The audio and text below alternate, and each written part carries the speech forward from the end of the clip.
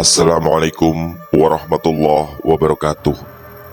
Selamat jumpa kembali sahabat-sahabat viewer dan subscriber channel Titah Misteri.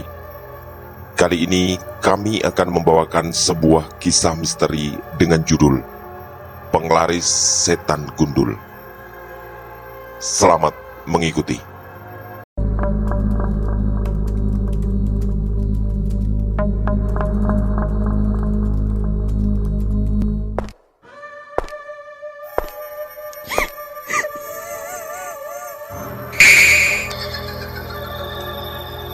Jangan pernah mengikuti kisah ini sendirian. Jika kekayaan dianggap sebagai yang utama, maka tak jarang manusia salah menafsirkan titian sebagai sebuah tujuan. Jakarta, 2005. Namaku Hana. Aku berumur 20 tahun dan saat ini aku sedang menempuh kuliah di Fakultas Hukum salah satu perguruan tinggi di Jakarta. Ini sebenarnya bukan passionku, tapi karena dorongan dari orang tua dan beberapa paman, akhirnya aku terpaksa mengambil jurusan ini. Aku mempunyai dua orang sahabat cewek, yaitu Ruli dan Lia. Kami satu kelas dan juga tergabung dalam organisasi mahasiswa yang sama. Kami juga sering nongkrong dan hangout bertiga. Bahkan tak jarang mereka menginap di tempat kosku. Ruli dan Lia memang anak Jakarta, sehingga dari kami bertiga, akulah satu-satunya yang kos di sana. Hari itu, awalnya kami hanya ingin mencoba sebuah depot soto yang baru buka tak jauh dari kampus. Depot itu memang baru 2 mingguan buka, tapi selalu ramai. Kami meyakini pasti ada cita rasa yang istimewa sehingga bisa seramai itu dalam waktu singkat. Siang itu, sepulang kuliah, kami merencanakan makan bersama di sana. Sebenarnya sudah beberapa kali kami berencana makan di sana, namun selalu gagal karena antrian yang terlalu panjang. Biasanya Ruli yang lebih duluan ngambek dalam situasi seperti itu. Memang dia termasuk orang yang tidak sabaran. Tapi karena terbakar rasa penasaran, setelah melewati antrian dengan penuh perjuangan, akhirnya kami pun dapat meja dan pesanan datang. Ternyata benar, rasanya aku belum pernah merasakan soto seenak itu. Ruli dan Lia juga berkomentar sama. Intinya, kami sepakat bahwa wajar depot ini sangat ramai, karena cita rasanya yang memang menurutku mewah dan harga sangat terjangkau untuk anak kuliahan seperti kami. Tapi karena terbawa suasana lezat, Lia yang memang penyuka pedas menambahkan terlalu banyak sambal sampai dia sakit perut. Dia segera berlari ke kamar mandi yang letaknya dekat dengan dapur. Aku dan Ruli sempat tertawa terbahak karena raut wajah Lia terlihat lucu ketika menahan pedas. Wajah manisnya seakan hilang dan berganti culun dalam suasana seperti itu. Beberapa menit kemudian, Lia datang dengan wajah yang pucat. Tangannya gemetar dan tiba-tiba mengajak kami pulang dengan alasan sakit perutnya tak tertahan lagi. Ruli sempat menawarkan untuk mengantarnya ke klinik dekat kampus. Tapi Lia bersikeras ingin pulang. Aku pun segera mengantarnya karena dari tadi Lia memang berboncengan denganku.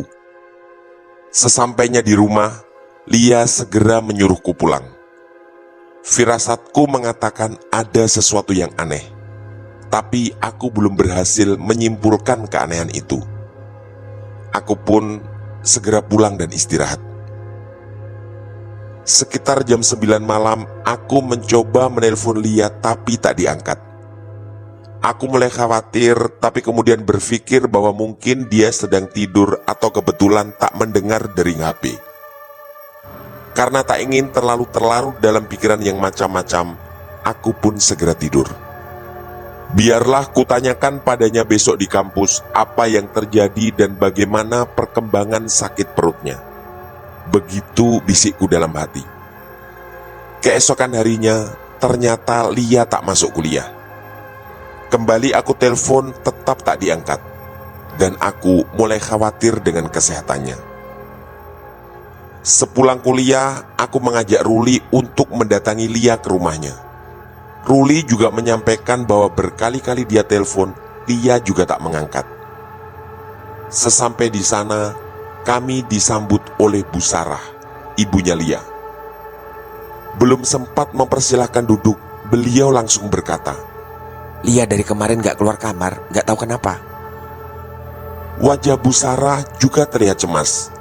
Katanya berkali-kali sejak tadi malam pintu kamarnya diketuk, tapi jawaban Lia hanya capek dan ingin istirahat. Kami pun segera menuju kamarnya dan beberapa kali mengetuk pintu. Tapi kali ini tak ada jawaban sama sekali. Karena makin khawatir, ibunya lalu membuka pintu dengan kunci duplikat. Dan untungnya itu berhasil. Tapi kami bertiga langsung terkejut. Lia terlihat duduk meringkuk di sudut kamarnya sambil menggigil seperti orang kedinginan. Setelah kami bertiga saling berpandangan, Bu Sarah berbisik padaku untuk menanyainya. Lu kenapa sih? Sakit? Cukup lama Lia hanya diam sambil memandangi kami bertiga. Aku melihat ada ketakutan di wajahnya. Dan aku yakin pasti ada sesuatu yang tidak beres. Setelah beberapa detik, akhirnya Lia mau bicara. Dia pun menceritakan apa yang sebenarnya dia alami. Ternyata kejadiannya kemarin waktu di depot soto. Ketika Lia ke kamar mandi, matanya sempat menangkap sesuatu yang sangat aneh. Di dapur, dia melihat pemandangan yang katanya sangat mengerikan. Ada 4 sosok anak kecil gundul dengan telinga panjang seperti telinga sapi dan bertelanjang dada. Mereka semua bersama-sama meludahi kuali tempat kuah soto dimasak. Dengan spontan, Lia berteriak ketakutan sampai si pemilik depot dengan terburu menghampirinya. Sepertinya bapak pemilik depot mengetahui kalau Lia bisa melihat makhluk-makhluk itu. Lia kemudian dicecar pertanyaan. Dengan sinis, bapak pemilik depot menanyakan kenapa Lia berteriak dan apa yang dilihatnya. Karena takut dan terkejut, Lia hanya menjawab bahwa dia tak melihat apa-apa. Tapi jawaban itu pasti terlihat meragukan dan tentu saja tak bisa dipercaya. Kemudian, Pak pemilik depot mengancam Lia. Dia bilang begini, Jangan cerita ke siapa-siapa ya, atau makhluk-makhluk itu akan mengejarmu. Kemana saja kamu pergi. kami mulai memahami kenapa Lia bertingkah aneh sejak kemarin. Masih dengan tubuh gemetar, Lia kemudian melanjutkan ceritanya. Dia mengaku tadi malam diteror oleh makhluk-makhluk gundul itu. Dan ini, kata Lia, lebih mengerikan. 4 makhluk gundul itu mendatangi Lia dalam kondisi terjaga. Lia mengaku ketakutan dan bahkan tak punya kekuatan untuk sekedar berteriak. Mereka menyodorkan sesuatu seperti gumpalan darah dan memaksa Lia untuk memakannya. Lia menolak walau makhluk-makhluk itu terus-menerus memaksa. Dalam kondisi ketakutan seperti itu, Lia mengaku masih bisa berpikir bahwa jika dia sampai makan, pasti akan terjadi sesuatu yang lebih mengerikan. Kata Lia, kemudian datang lagi makhluk-makhluk serupa yang jumlahnya mungkin sampai ratusan. Lagi-lagi mereka semua memaksa Lia untuk makan dan bahkan dengan ancaman. Kalau Lia tidak makan, akan dibawa ke alam mereka. Tapi Lia tetap menolak. Untungnya, walau dalam kondisi makin ketakutan dan terancam, kesadarannya tetap bisa berjalan. Lalu, mereka semua bergerak serempak mengelilingi Lia dan semakin dekat. Aneka suara menakutkan terdengar. Hanya saja, kata Lia, tak ada satupun makhluk itu yang berhasil menyentuh tubuhnya. Setelah cukup lama berlangsung kejadian mencekam itu, tiba-tiba mereka lenyap satu persatu. Lia sempat mendengar salah satu dari mereka mengatakan bahwa sudah saatnya pulang karena dipanggil bos. Tentu saja Lia tak mengerti apa maksudnya dan siapa yang dimaksud dengan bos itu. Perlahan, Lia terlihat lebih tenang setelah menceritakan itu. Bu Sarah kemudian mengambilkan sepiring nasi dan ayam goreng karena katanya sejak tadi malam Lia belum makan. Akhirnya, dengan ditemani kami bertiga di kamar, Lia pun berhasil menghabiskan makanan itu. Bu Sarah kemudian meminta aku dan Ruli menemani Lia di kamar siang itu. Untuk mengurangi ketegangan, akhirnya kami bercanda tawa walau terlihat sekali masih ada beban berat di pikiran Lia, yang membuatnya terlihat tak bisa benar-benar lepas setiap kali tertawa.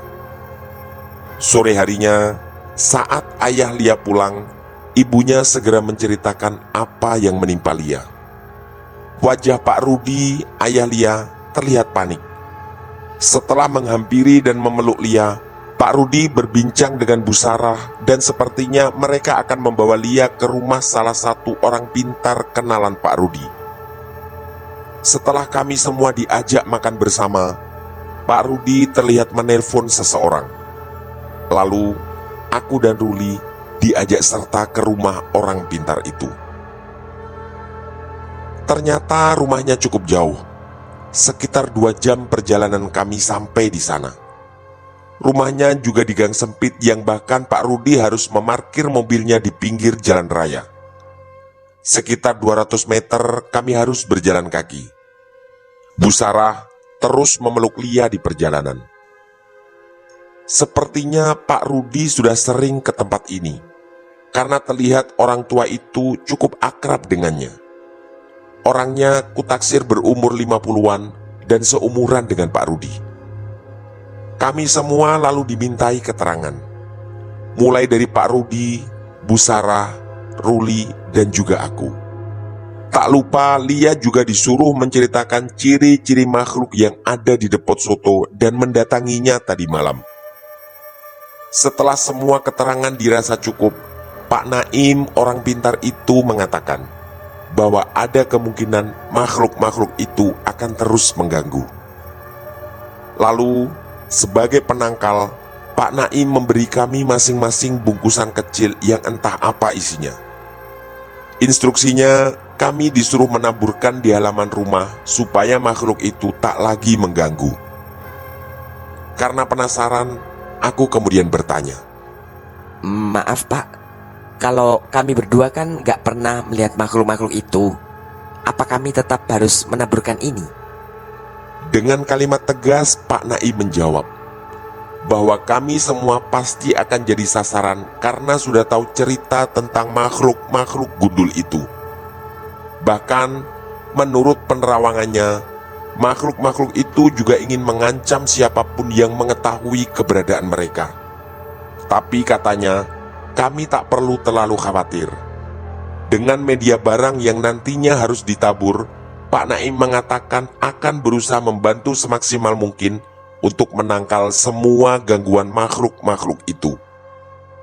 Ruli yang dari tadi tak bersuara tapi terlihat menyimak dengan seksama, juga ikut manggut-manggut mendengar penjelasan Pak Naim. Setelah berpamitan dan pulang ke rumah Lia, Pak Rudi dan Bu Sarah mengucapkan terima kasih padaku dan Ruli, sekaligus berpesan agar kami juga berhati-hati. Dengan berboncengan, aku dan Ruli pulang. Kali ini dengan sepeda motor Ruli. Dan karena sama-sama merasa kecapean, Ruli juga langsung pulang ke rumahnya walau sempat kutawari untuk istirahat sejenak di kamar kosku. Sekitar jam 11 malam, aku merasakan sangat mengantuk. Tiba-tiba, aku baru teringat bahwa bungkusan kecil dari Pak Naim terbawa di jok sepeda motor Ruli. Aku sempat menelponnya, tapi tak diangkat. Mungkin dia juga sudah tertidur dan kecapean. Akhirnya aku berniat akan mengambilnya besok pagi.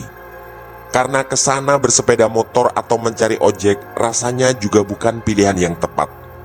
Apalagi udara terasa sangat dingin malam itu. Sempat ada rasa khawatir di hatiku. Tapi karena rasa capek dan mengantuk terlalu kuat, akhirnya aku tertidur dan untungnya tak mengalami gangguan apapun sampai pagi. Sekitar jam 6 pagi, aku segera meluncur ke rumah Ruli. Baru sampai di halaman rumahnya, Ruli segera berlari menghampiriku. Dengan wajah yang jelas terlihat sangat ketakutan, aku dipeluknya sangat erat. Belum sempat aku bertanya apapun, dia langsung menceritakan bahwa tadi malam dia juga diganggu makhluk gundul yang jumlahnya sangat banyak.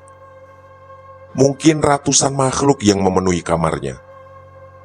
Kedua orang tua Ruli yang sebenarnya tak tahu menahu tentang kejadian depot soto itu, ternyata tadi malam juga mengalami gangguan serupa. Entah datang dari mana, tiba-tiba muncullah banyak sekali makhluk gundul. Aku tentu heran, karena apa yang dijelaskan Pak Naim tak sesuai dengan kejadian yang dialami Ruli dan orang tuanya. Aku yang justru tahu tentang kejadian di depot soto dan lupa bungkusan itu, malah terbebas dari gangguan. Ini aneh menurutku. Aku kemudian mengajak Ruli untuk berangkat ke rumah Lia. Awalnya dia menolak dan terlihat masih ketakutan. Tapi dengan sedikit memaksa dan penjelasan bahwa semua ini harus segera dicari solusinya, akhirnya dia menuruti. Dengan wajah khawatir, kedua orang tua Ruli mengingatkan kami untuk selalu berhati-hati. Kami berdua pun berangkat ke rumah Lia berboncengan.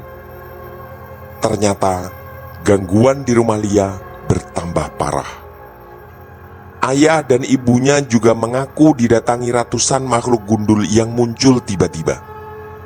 Bu Sarah, ibunya Lia, bercerita bahwa tadi malam dia mendengar seperti ada sesuatu yang jatuh di dapur. Setelah diperiksa, ternyata banyak makhluk-makhluk gundul yang terlihat bergelantungan. Karena ketakutan, Bu Sarah pun berteriak. Pak Rudi yang langsung menghampiri juga melihat penampakan mengerikan itu.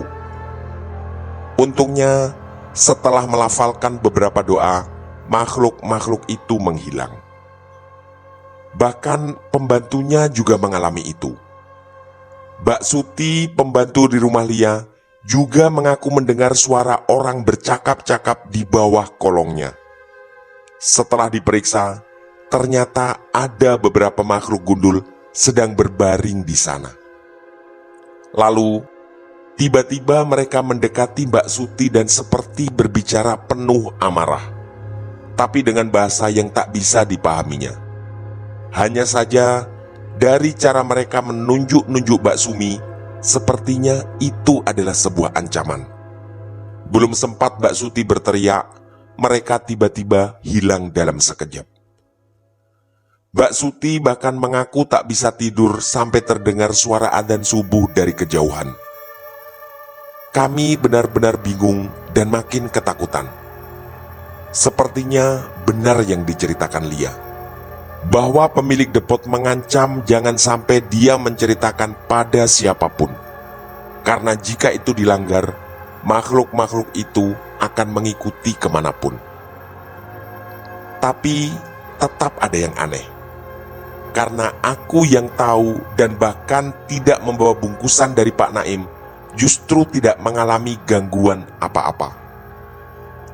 Tiba-tiba aku teringat, ada teman kuliahku bernama Guntur. Hanya saja aku memang tak terlalu akrab dengannya. Orangnya pendiam dan jarang berkumpul dengan cewek-cewek seperti kami. Seingatku, dulu dia pernah membantu teman-teman pecinta alam ketika mengalami kesurupan massal di base camp-nya. Ketika itu, awalnya ada salah satu mahasiswa yang tiba-tiba kejang dan berteriak, lalu menular ke beberapa temannya. Suasana menjadi heboh dan akhirnya bisa teratasi setelah Guntur turun tangan. Kalau tidak salah, Guntur adalah lulusan sebuah pondok pesantren di Jawa Timur. Aku juga ingat pernah menyimpan nomornya. Setelah lama mencari-cari di daftar kontak, akhirnya aku menemukan nomornya dan segera menelpon. Dalam pembicaraan singkat itu, aku bercerita secara garis besar apa yang sedang kami alami, termasuk bentuk makhluk-makhluk gundul yang datang. Guntur mengaku siap membantu, tapi nanti sore sepulang dari kuliah. Dia juga menanyakan di mana lokasi rumah Lia. Di ruang tamu, kami lalu membahas serius masalah ini. Kata Pak Rudi, mungkin ini adalah jenis makhluk gaib yang cukup kuat. Karena seingatnya, Pak Naim temannya adalah dukun yang terkenal cukup sakti dan berpengalaman menangani hal-hal seperti itu. Jika Pak Naim saja tak mampu menangani, berarti levelnya sudah tinggi. Begitu kata Pak Rudi. Setelah mengobrol cukup lama dan saling bertukar cerita, sekitar jam 5 sore datanglah Guntur. Bersama 2 orang rekannya yang katanya adalah teman dulu ketika di pondok pesantren. Setelah dipersilakan duduk dan menggali informasi dari kami semua, Guntur bersama 2 temannya meminta izin untuk memeriksa rumah Lia. Mereka bertiga juga minta izin masuk ke kamar Lia, kamar orang tuanya, dan juga kamar Mbak Suti. Wajah-wajah mereka kulihat sangat serius. Dan setelah duduk kembali di ruang tamu, mereka menyimpulkan bahwa memang ini adalah gangguan gaib yang cukup berbahaya. Tapi mereka lalu menyarankan kami untuk tidak terlalu panik. Insya Allah Pak, ini bisa diatasi. Begitu kata Guntur pada Pak Rudi. Aku kemudian menyerahkan bungkusan kecil pemberian Pak Naim ke Guntur. Lia juga bangkit dari duduknya dan lalu mengambil pula bungkusan kecil miliknya. Guntur kemudian minta informasi tentang lokasi depot soto tempat awal mula Lia melihat makhluk-makhluk itu. Setelah cukup jelas, Guntur meminta kedua temannya untuk berangkat ke sana berboncengan sepeda motor. Sedangkan Guntur menunggu di rumah Lia sambil mengamati bungkusan kecil itu dengan sangat seksama. Setelah kulihat memejamkan mata sambil komat kamit, Guntur lalu mengatakan sesuatu yang menurutku sangat mengejutkan. Katanya, bungkusan itu berisi tanah kuburan yang sudah dibacakan mantra dan fungsinya adalah untuk memanggil makhluk gaib. Ini tentu membuat kami semua heran. Kami minta bantuan Pak Naim untuk mengusir makhluk-makhluk itu, tapi justru diberi tanah kuburan untuk memanggil makhluk gaib. Guntur lalu menanyakan di mana rumah Pak Naim pada Pak Rudi. Dan setelah dijawab, Guntur hanya manggut-manggut yang aku tak paham apa maksudnya. Beberapa lama kemudian, 2 teman Guntur pun datang. Katanya makhluk gaib di depot soto itu berasal dari tempat yang sama dengan makhluk yang mengganggu kami. Dan yang tak kalah mengejutkan adalah keterangan bahwa alat yang digunakan juga berasal dari orang yang sama. Pak Rudi, ayah Lia, terlihat terkejut sekaligus marah. Dia sempat ngomel-ngomel karena merasa Pak Naim telah menipu atau menjerumuskannya. Tapi dengan segera Guntur berusaha menenangkan. Katanya, yang paling penting sekarang adalah fokus menangkal kedatangan dan serangan makhluk-makhluk itu. Pak Rudi juga sempat menanyakan pada Guntur dari mana makhluk-makhluk itu berasal, serta apakah mereka adalah syarat pesugihan atau semacamnya. Guntur hanya tersenyum sopan, tapi terlihat tak tertarik untuk menjawabnya. Lagi-lagi dia mengatakan bahwa sekarang kita harus fokus mengatasi itu dan tak perlu menyebar berita-berita yang bisa jadi akan meresahkan banyak orang. Dia juga menambahkan bahwa memang ada sebagian orang yang memakai cara-cara yang tidak benar dalam persaingan usaha. Tujuannya mendapat keuntungan sebanyak-banyaknya tanpa mau berpikir apakah jalan yang ditempuh benar secara agama. Salah satu teman Guntur juga bersuara. Katanya makhluk-makhluk itu tak akan bisa menyentuh apalagi mencelakai kita. Yang bisa mereka lakukan hanya menakut-nakuti dengan penampakan atau suara. Intinya, kami harus berhati-hati tapi tidak perlu terlalu takut. Aku lalu menduga, jika semua keterangan dari Guntur benar, mungkin Pak Naim juga adalah orang yang diminta pemilik depot soto untuk mendatangkan makhluk-makhluk gundul itu, yang bisa saja dengan tujuan pelaris usahanya. Lia yang terlihat masih ketakutan ternyata juga punya perkiraan yang sama. Dia malah menambahkan bahwa bisa saja Pak Naim sengaja memberi barang itu agar kami makin ketakutan dan tak berani bercerita pada siapapun apa yang dilihat di depot soto itu. Intinya, Pak Naim mungkin telah bersekongkol dengan pemilik depot itu. Pak Rudi hanya terdiam dengan wajah serius. Aku menduga dia masih sangat marah pada Pak Naim. Malam itu setelah sholat Isya, Guntur mengajak kami semua mengaji di ruang tamu rumah Lia. Sebelum acara dimulai, dia minta salah satu temannya untuk kembali memeriksa kondisi depot soto tadi. Secara khusus, Guntur meminta kami semua membaca surat Al-Baqarah. Karena katanya, surat itulah yang dikabarkan oleh Nabi sebagai pengusir gangguan jin dan setan. Tak lama setelah acara mengaji bersama selesai, datanglah teman Guntur yang tadi disuruh memeriksa depot. Dia membawa kabar yang juga cukup mengejutkan. Katanya, tadi sempat terjadi sedikit kegaduhan di sana.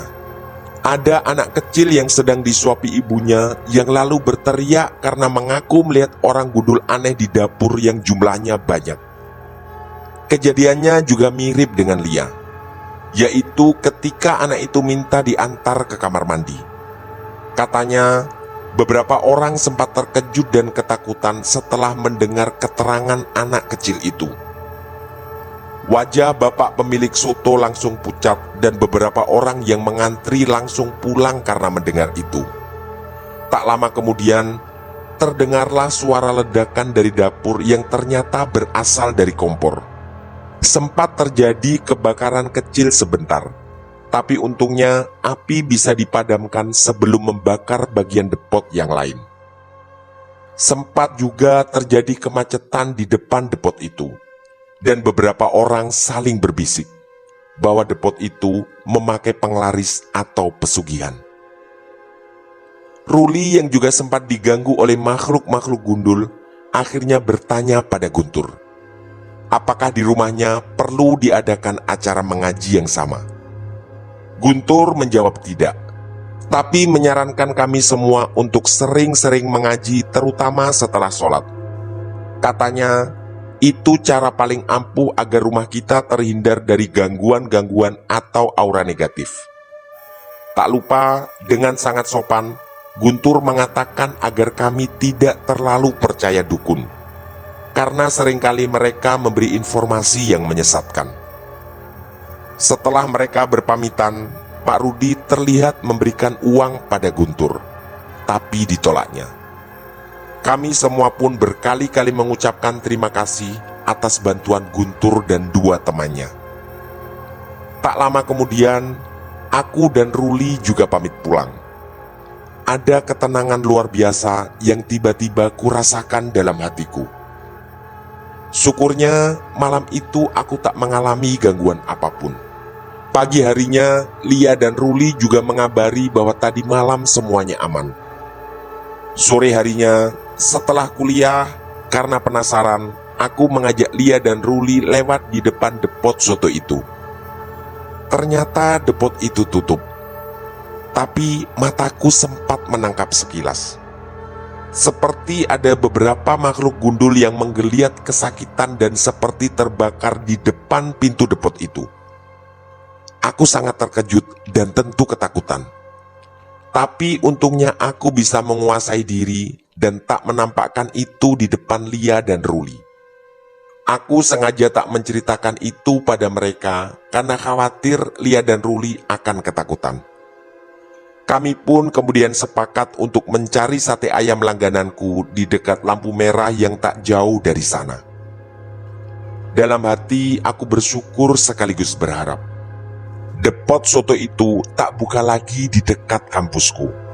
Atau kalau memang buka lagi, tak akan ada kejadian-kejadian mengerikan seperti itu lagi. Tamat.